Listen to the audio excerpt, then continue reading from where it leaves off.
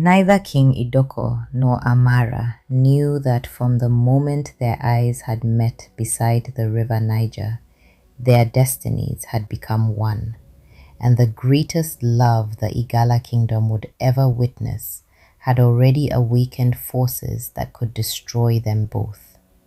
The following evening, as the golden sun slowly disappeared behind the thick forests of the Igala Kingdom, King Idoko could think of nothing except the young woman he had met beside the River Niger.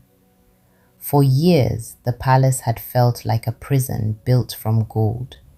The songs of royal musicians no longer brought him joy.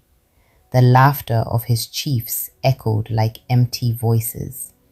Even the finest meals tasted like dust upon his tongue. Yet, after meeting Amara, something had changed. Hope had quietly returned to a heart he believed was dead forever. Unable to resist the longing growing inside him, the king once again slipped through the hidden gate of the palace, wearing the clothes of an ordinary hunter. Only his faithful old servant watched him leave. He simply smiled and whispered, "May the ancestors guide your heart, my king." The journey to the river felt shorter than before. Every step carried the excitement of a young man falling in love for the very first time. When he arrived beneath the great Iroko tree, Amara was already there. She stood watching the river as the evening breeze gently moved her braided hair. When she saw him, her face lit up with a smile. "I wondered if you would return," she said. "So did I," the king replied softly. For many days they continued to meet beside the river. They spoke for hours. Sometimes they laughed.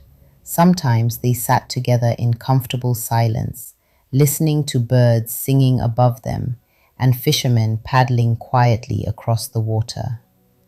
Amara never asked about his wealth.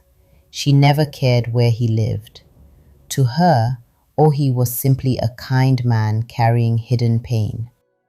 One afternoon, she took him to her small village hidden among tall palm trees. Children ran happily through the dusty paths. Women pounded yam beneath mango trees. The smell of roasted maize filled the air. Everywhere Amara walked, people greeted her with warmth and respect. The king noticed something unusual. No one called her by her first name alone. Instead, they bowed their heads slightly and greeted her with quiet honor. "Our princess." King Idoko stopped walking. "Princess?" He looked at Amara, but she quickly changed the subject before he could ask questions. Later that evening, curiosity overcame him. As Amara disappeared into her family compound, the king quietly approached an elderly man sitting beneath a tree. "Please," he asked politely, "who is the young woman called Amara?" The old man smiled proudly. "You must be a stranger." "I am," said the king. The old man nodded. "She is Princess Amara, the only daughter of King Ajegu of Omala Kingdom." The words struck the king like thunder. Omala, his greatest rival. For generations, the Igala Kingdom and Omala Kingdom had lived under a fragile peace. "Thanks,"